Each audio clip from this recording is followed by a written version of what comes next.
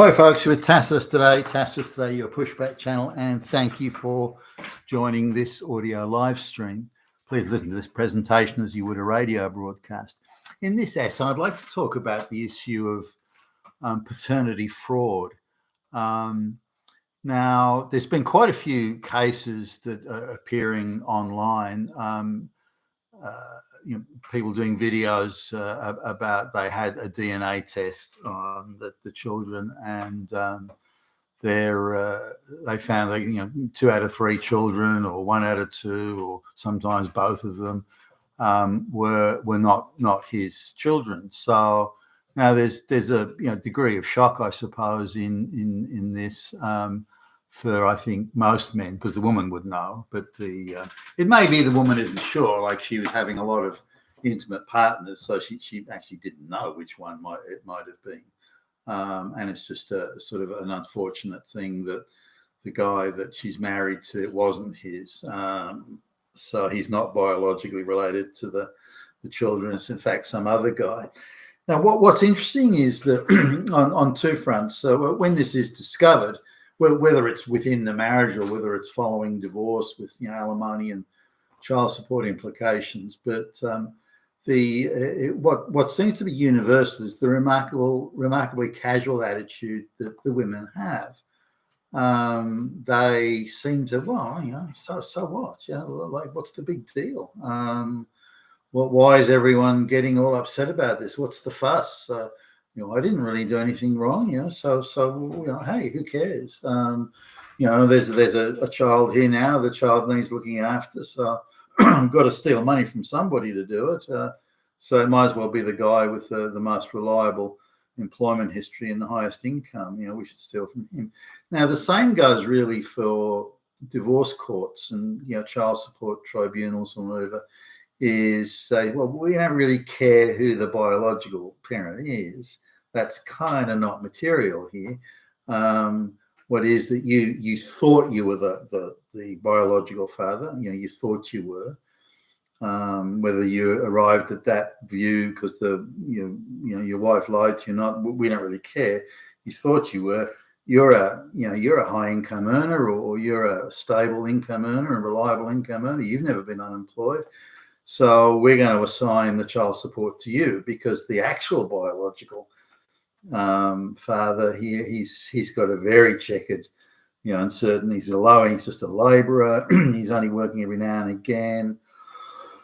So he's no good for supplying regular child support payments. So we'll just forget about him, even though he is the biological, and we'll assign it to you. Now, judges, divorce courts can do this arbitrarily, and they're very, very arbitrary in their judgments and so on. They say, well, we'll just steal money from you because it's in the best interest of the child that we steal money from an innocent party and give it to the woman who deceived you. That's a fair thing in their view, because again, we're talking equity, and if anything, the judges and the lawyers and the magistrates in and around the divorce courts, they are definitely radical ideological activists. There's not a rule of law or due legal process person among them. So they're very much fixated on that. So a guy who's got no biological relationship to the child at all can be ordered by the court, under pain of imprisonment, by the way, to pay for a child that's not his. Now, there's a few cases that certainly I've come across, people I know, and there's a view that it happens primarily in black communities, and it's certainly an issue in black communities in say the United States or elsewhere, but it happens in white communities as well, particularly amongst sort of more working class white people, but even outside of that, it happens too. So here's a case where 3 children, and so they're getting divorced, and so he gets a DNA test done, and he does it quietly secretly is probably not the right word, but he doesn't get anyone's consent or anyone's permission, or he just goes ahead and and doesn't. He assumes that he's the father, of course, but he just wants to make sure. So he gets a DNA test done on the 3 children. Turns out one of them is his and 2 are not his. And the other 2 come from 2 separate men who have been her former boyfriends. So now this guy did a bit of business travel and so on. So she was having intimate relations with these men while he was away is the assumption here, and based on matching the dates of his overseas trips, that sort of stuff. So anyway, she has 2 children with other men. Now, as far as she's concerned, well, so what? So I had, I just wanted to make sure he was locked in tight into the relationship, and I thought by having extra children, I can make sure he stays in the relationship. But why did you have sex with these other men?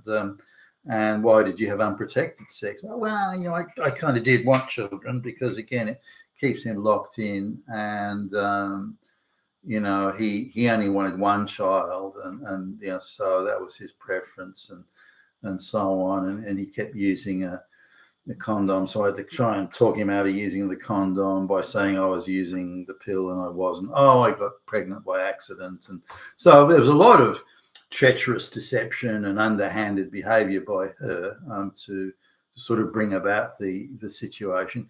But he's an above average income earner. He's never been unemployed. He's, all that sort of thing. Anyway, they're getting divorced. And so his argument is that, well, 2 of the children aren't mine. I shouldn't pay child support for them. Those guys should. But the divorce courts took a different view. They go, nah, actually, you've got an above average income. You thought you were the father. The children have a relationship with you. So we're going to make you pay. And anyway, these other guys, they don't make anywhere near the money that you do. So we can steal a whole lot more money from you than we can from them. Their income earning capacity is very low. So, let's just forget about them. Okay, they're the biological parents. Okay, you were deceived. Okay, you were treacherous, underhanded deceptions were used to get you in and everything. But we don't care about that. The best interests of the children are served by getting them more money. And we do that by stealing from you, even though you're not the biological parent. So that's the rationale that the equal outcome that the courts use. You're a higher income earning straight white male, so we'll just steal from you. If you don't like it, tough. Whereas the other people, also straight white males, but low income earning, they don't have to bother about it because they just don't make enough money. So this seems astonishing. So the guy wants to take it to court, and so he says, I'm not the biological parent here. So they declare that his DNA testing, even though it's done by a reputable sort of organization, that his DNA testing is legally invalid on the legal technicality. He didn't get the woman's permission to do it, and he should have got her written permission to do it. And because he didn't on that technicality, they're saying, well, we can declare that as invalid, even though the results of the findings they're acting on, because they're forcing him to pay child support. Now they figure that he's probably he's going to win in court sooner or later. So then they front end load the child support he pays. So he's got to pay an alimony component as well, they say. So they're trying to extract as much money from him in the time they have to extract it. So they're going, this guy's going to win. Sooner or later, he's going to go through the appeals. He's going to win. And then he won't have to pay the child support anymore. So what we'll do is we'll hit him for as much as we can right now, really screw him, so that when he gets off the hook, which he will, he's not the biological parent, for goodness sake. When he gets off the hook, then we'll have got as much money as we can out of him for as long as we can. Then they try all these delaying tactics. Again, they know he's not the biological, so they play endless delaying tactics. They'll convene the court early and just say he wasn't present. Well, we had an early hearing, you weren't here, nothing we can do. You now have to wait another 6 months. Or the woman doesn't turn up for the hearing, so they say, we can't have the hearing because she wasn't here. Well, that's her problem not being here. No. Fairness. So when it comes to fairness, the only expression of fairness they can find is against him. It's always against him. The decisions against him are always fair. No decision in his favor is fair. Decisions against him are always fair. So anyway, he goes through it, and finally he wins, and he gets the DNA test, and finally he wins. And so, I mean, he's bankrupted and exhausted by now, pretty much.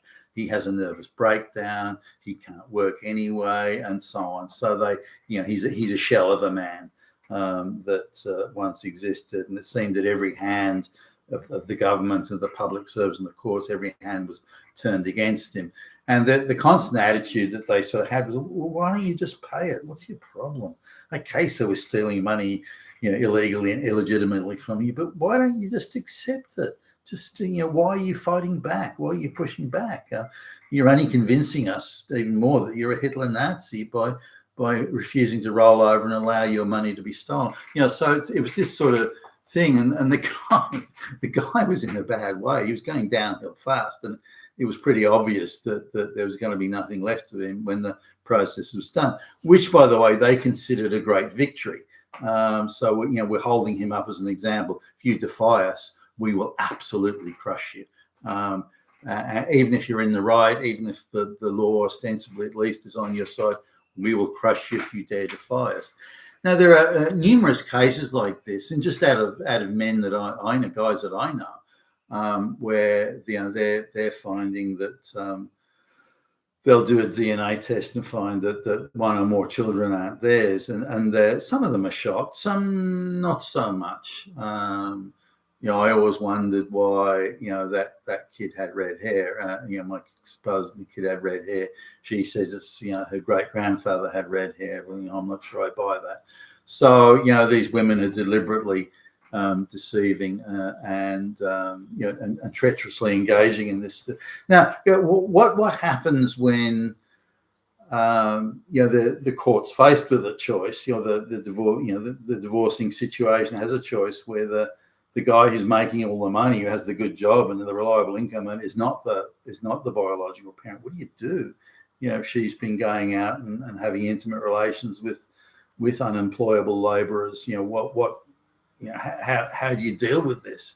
And the answer that the default position of the divorce courts all the time is to stick it up the guy with the guy who is not the biological parent and go chasing him for money and throw him in prison if he doesn't. So there are gazillions of men out there paying for being forced to pay, again under threat of imprisonment, forced to pay child support for children that they have no biological association with. Now, what makes it even worse is that the people who work in the child support department, collecting the payments and everything, the alimony people and the like, the courts, the social work, everybody knows that he's not the biological parent, but they don't care. Who cares? We'll make him pay. And they use the power of the state to make his life effectively unlivable unless he agrees to pay or unless he drops out. So there are some men who are so outraged by it that they just decide they're going to live on the street.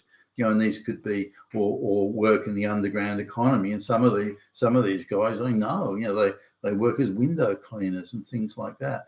Men who are capable of earning, contributing to society, holding down meritoriously gained good jobs, well-paying jobs.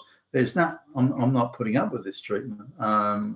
If that's how you want to treat me, screw you. I'll just drop out. And there are many thousands of men all across Australia that have chosen that. That's not a desirable outcome. Now, I think, among other things, that the Trump administration has an opportunity to revisit divorce law, alimony, child support, because if you look at when it all kicked off in the late 1960s in California, Ronald Reagan signed it into law in California. When he was governor of California. So if you look at those who were at the apex of it and who were driving the whole agenda about child support, alimony, the splitting up of assets upon divorce, they were very much of the view, well, she should be allowed to walk out of the marriage anytime she wants for any reason or no reason at all. And if she cites that he's a bag, he's a brutal, wife-beating Nazi, that should not be questioned. That becomes hard fact. If he denies it, then yeah, that's just what he said. Yeah. So, and now all the people, pretty much all the people at the apex of this were Jewish lesbians from New York, Northeast Jewish lesbians who were going to California to try and get the whole thing kicked off there because of the community ownership concept that they had in California from the old gold strike days. Now, so it's very much a sort of a Jewish lesbian Northeast gig, this whole thing. And, the whole child support, divorce, split of assets.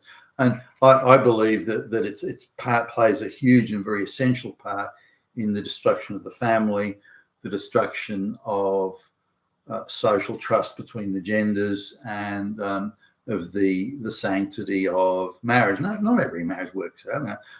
Now, rich people have a luxury where they've got so much money that they can afford to have a mansion, waterfront mansion each, and who cares? And lots of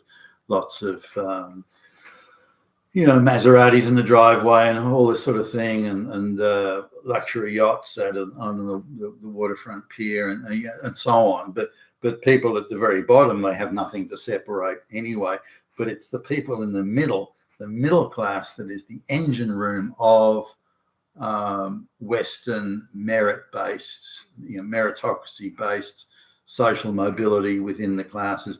Those are the people that were destroyed by divorce, and because you're diluting, there's only enough assets for one, as in one family unit. So as soon as divorce occurs, you dilute those assets, and for the most part, they never recover. Sometimes they do, but for the most part, they never recover from that. And then you've got things like alimony and child support. So this is something that the Trump administration, if you don't have enough money if you have assets, but as in you own a house or paying off a house, or have a mortgage on a house, if you have assets, but not enough assets to split across two households in effect, then you can't divorce. You can have a demising wall put down the middle of the house. You can have, but you're not diluting it. You have to maintain those assets, and the children can move back and forth between the two, divided, less than half and half, divided households. So no child support gets paid, no alimony gets paid, and that's the only way, I think, to maintain middle class, asset-based, aspirational, merit-based, meritocracy, work-based continuity, or some approximation of that. So if you have nothing, you can get divorced. If you have lots of money, as in the waterfront mansion level thing, then you can get divorced. But if you're in that middle, then you cannot get divorced and have asset splits or dilutions as well. And the idea that alimony and so on get paid, no. Yeah, you have to keep on work. Both you have to keep it. No alimony is getting paid. No child support. You split the house down the middle. That's it, and that's how it has to be. Now, if you want to say, "Oh, it's not worth me getting divorced now," well, fine. You work it out between yourselves. Counsellors can help you, but that's it. But all the counselling, all the people involved in the divorce industry are all radical leftist ideologues. And so here'll be another opportunity for the Trump administration to clear all that out and focus on, again, stability and continuity, good relations between the genders, and returning some sort of level of sanctity to the marriage contract. You've been a Tasselist today, your Pushback channel, and thank you for listening.